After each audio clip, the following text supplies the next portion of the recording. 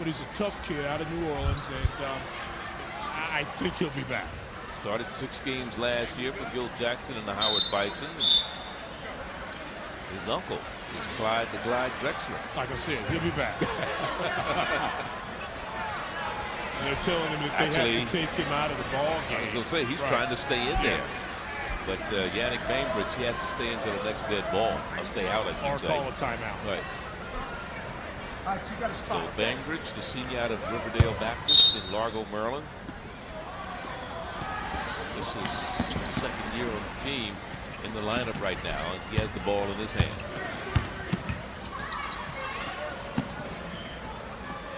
We're at Eccles Hall on the campus of Norfolk State in Norfolk, Virginia for this MEAC matchup. Along with former Livingstone coach Dan Luter, I'm Charlie Neal. Here's a short jumper, doesn't fall. That time for Hampton, and the board's cleared by Mike Phillips. And in the front court is Bainbridge, short jumper, no good. Battle for the loose balls, all white jerseys around the defensive boards.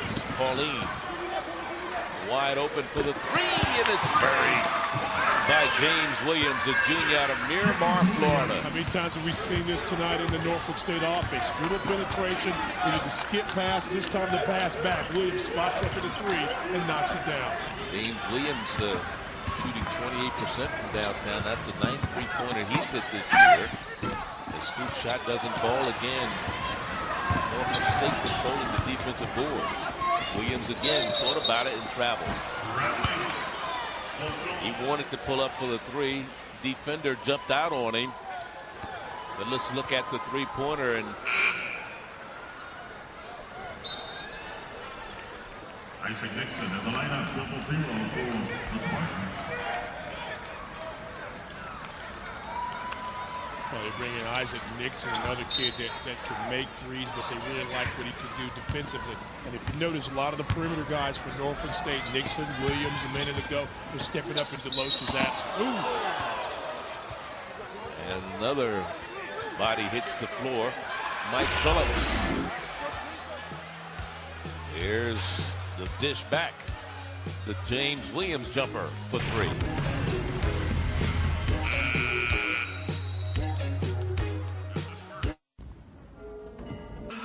21-18 our score, just under 8 minutes to go first half.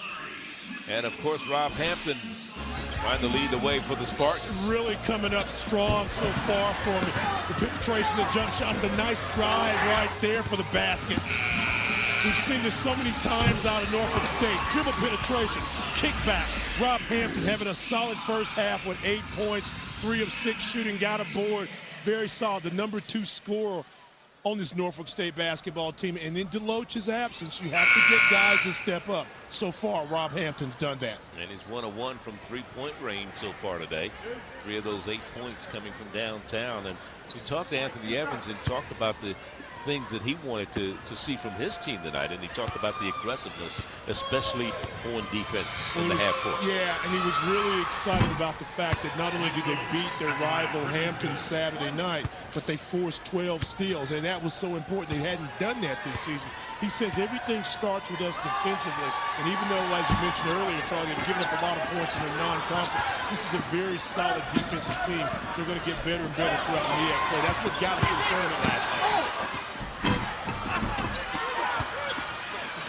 Howard University having problems on the offensive glass and the offensive side of the ball right that time. There's Mr. Tamar is in the lineup right now. Marcus Tamar, a sophomore out of Queens in New York, in for the Spartans of Norfolk State. He has the ball in his hands right now. He's been having some problems too this year. They transferred from UMBC. They like him. Does all the little things. Reminds me of a player they had here a couple of years ago, Kevin Worsley. So he's one of the bad. He just does all the little things that win games. Howard's struggling right now offensively. Got to slow down, get a good shot. And there's a 3 that doesn't fall. That time for Collins, the freshman out of Williamsburg, Virginia. So a couple of freshmen playing on the floor for this Howard University team. Neither team doing a good job shooting the ball right now. And if you're Coach Gil Jackson and Howard, you're not happy with your half-court offense. The last 3 or 4 possessions, they've come down, gotten one shot, not able to get the glass.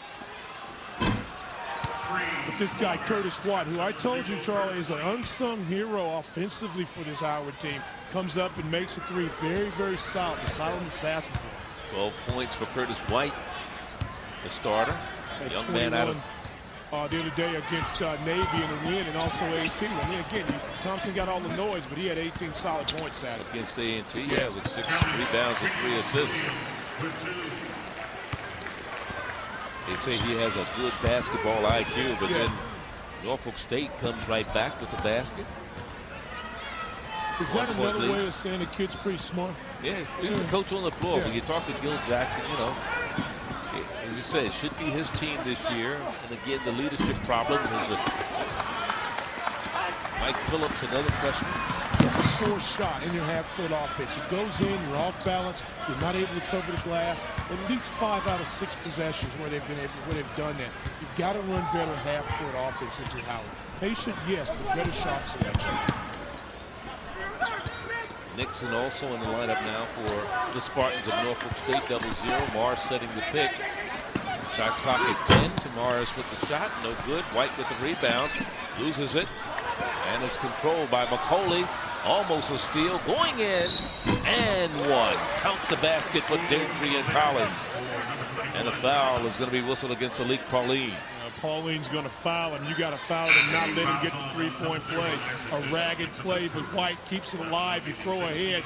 Nice pass right here. Drive up. You got to foul him harder than that. Actually, you got to hit him harder. That wasn't Pauline. That was actually Nixon who picked up the foul, the junior out of Raleigh, North Carolina. Meanwhile, at the free throw line is Adrian Collins, a freshman out of Montrose Academy from Williamsburg, Virginia, right up the road through the tunnel where we are. I don't like going through the tunnel. You never know what's going to be there. You hope there's light at the end of that tunnel. He had a season-high 18 points against Coppin and 5 rebounds against American University. Adrian Collins did a really nice job of taking that strong. Knew he was going to get contact. The foul wasn't hard. It was light, but then again, doesn't make the free throw. Loach going to the line. You wouldn't think a 6-foot guy would get a lob pass, but this is part of their half-court offense. No pressure on the basketball first. There's a little step up right there, and you try to throw it over the top to DeLoach. Again, DeLoach has scored in double figures in every basketball game. He's scored inside. He's led them in rebounding. He leads them in steals. He does it all. They're having a really solid game so far in a lot of areas with those 2 fouls. But again, Michael DeLoach is a guy I want to have on the floor if I'm Anthony Evans. Just turned 24 last Thursday. He's had somewhat of a turf toe. Somebody stepped on his foot earlier this year, so he hasn't been completely healthy all season long. He's pretty healthy then on that alley-oop, didn't he? Yes, he did.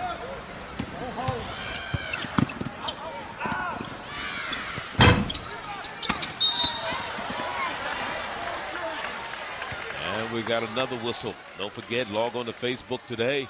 Search ESPNU and become a fan. You can post your best college basketball photos and comments. Show us your school pride on ESPNU Facebook. Anthony Evans, 3rd year. Best 2-year stretch since joining Division I and getting to the title game of the tournament last season. He was an interim coach in his first year here at Norfolk. He was an assistant 4 years under Dwight Freeman. He was also a head coach at a junior college, Delhi Tech, in New York, where he was a 2-time district coach of the year. Meanwhile, back into the Howard University lineup is Mike Phillips, the freshman from Fredericksburg, Virginia. Pauline at the line. He makes a pair of free throws. And the lead is 3 once again for the Spartans. 27-4. These 2 teams split last year when they played.